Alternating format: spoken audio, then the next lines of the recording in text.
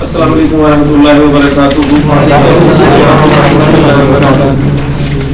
اعوذ باللہ من الشیطان الرجیم. بسم اللہ الرحمن الرحیم.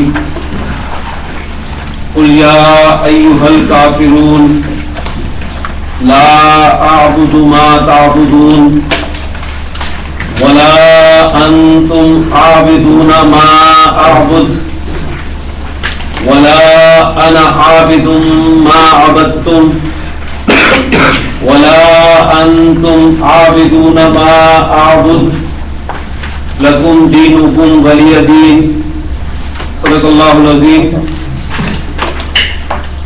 عن فروة بن نوفل عن ابیہ انہ قال یا رسول اللہ صلی اللہ علیہ وسلم علمنی شیئا اقولہ اذا اویت الى فراشی فقال اقرأ قل یا ایھا الکافرون فإنها براءة من الشرك. رواہ الترمذی و ابو داود والدارمی. رب اشرح لي صدری ويسر لي امری واحلل عقدۃ من لسانی یفقهوا قولی. رب یسر ولا تعسر وتمم بالخیر. آمین یا رب العالمین. سورۃ الکافرون آپ کے سامنے میں نے تلاوت کی قرآن مجید سے، اور اس کا ترجمہ آپ سب کو آتا ہے اور الحمدللہ وہ سورت بھی آپ کو یاد ہے. جو حدیث میں نے آپ کے سامنے یہاں پر بیان کی ہے وہ حضرت فروہ ابن نوفل رضی اللہ تعالیٰ عنہ وہ اپنے والد سے روایت کرتے ہیں. کہتے ہیں کہ ان کے والد نے کہا کہ میں نے اللہ کے رسول سے پوچھا کہ یا رسول اللہ، کہ اللہ کے رسول صلی اللہ علیہ وسلم، علمنی شیئا، مجھے کوئی ایسی چیز سکھا دے، اقولہ، میں اس کو کہوں، میں اس کو پڑھوں، اذا اویت الی فراشی، جب میں اپنے بستر پر آؤں، یعنی جب میں سونے کے لیے آؤں تو اس کو پڑھوں. فقال، تو آپ نے ارشاد فرمایا، اقرأ قل یا ایھا الکافرون، قل یا ایھا الکافرون یہ پڑھ لیا کرو. فإنها براءة من الشرک، اس لیے کہ یہ شرک سے برات اور توحید کا اعلان ہے. اس میں سورۃ الکافرون میں اس کی فضیلت یا اس کی اہمیت تو آپ کے سامنے آ گئی ہے، اور اس سورۃ مبارکہ میں جو ہمارے دو جملے آئے ہیں بس اس طرف تو جو دلانا مقصود تھا، وہ دو جملہ اسمیہ جن میں مبتدا ضمائر کی صورت میں ہمارا آیا ہے، وہ دو جملے کیا ہیں وہ آپ کے علم ہونے چاہیے.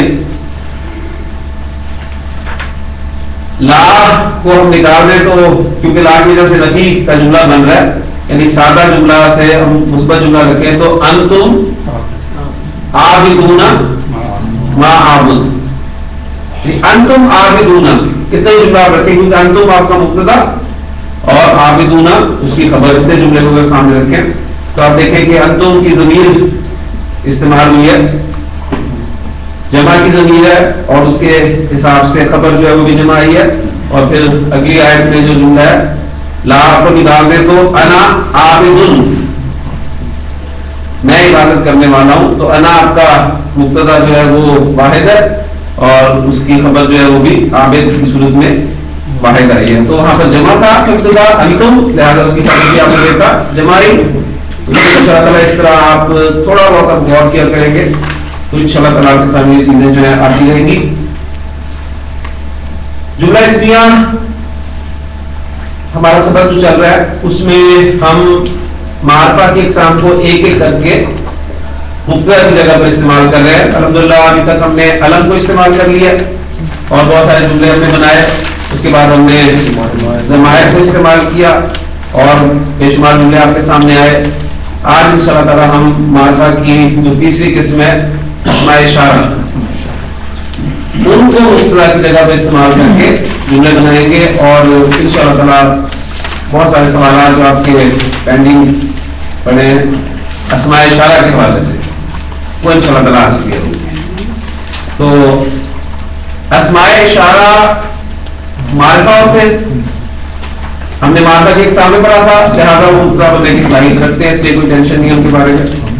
اب ظاہر بات ہے اسماء اشارہ مبتدا بن کر آ رہے ہیں تو ہمیں اسماء اشارہ اور چونکہ وہ اسماء ہیں اور اسم کے حوالے سے چاروں باتیں معلوم ہونی چاہیے، اعراب، جنس، عدد، وصل.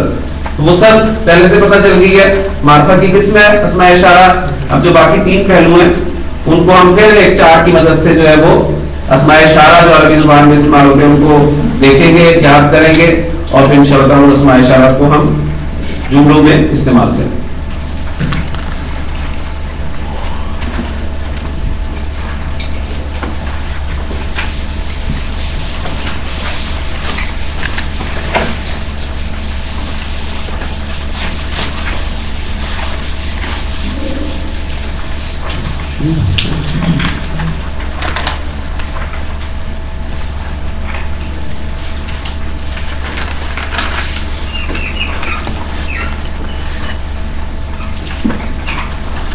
اسماء اشارہ ان کے بارے میں آپ کو بتا چکا ہوں کہ ہر زبان میں کسی چیز کی طرف اشارہ کرنے کے لیے کچھ نہ کچھ لفظ استعمال ہوتے ہیں.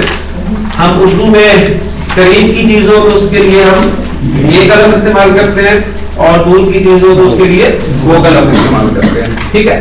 اب اردو میں ہم یہ اور وہ واحد جمع، کیونکہ اردو واحد جمع ہے اور مذکر مؤنث سب کے لیے یہ دو الفاظ استعمال کرتے ہیں. یعنی یہ ہم مذکر کے لیے بھی کریں گے، مؤنث کے لیے بھی کریں گے اور واحد کے لیے بھی کریں گے، جمع کے لیے بھی کریں گے. اس طرح وہ انگریزی میں بہت کچھ فرق ہے کہ آپ دیکھیں کہ آپ قریب کی چیز کے لیے دس کا اشارہ استعمال کرتے ہیں اور دور کی چیز کے لیے دیٹ کا. لیکن دس اور دیٹ جو ہے یہ واحد سنگولر ناؤنس کے لیے استعمال کرتے ہیں، پلورل کے لیے آپ دیز اور دوز استعمال کرتے ہیں. تو انگریزی میں یہ فرق آ گیا ہے. اردو میں ایک ہی اسماء اشارہ جو تھے وہ واحد جمع مذکر مؤنث کے لیے تھے.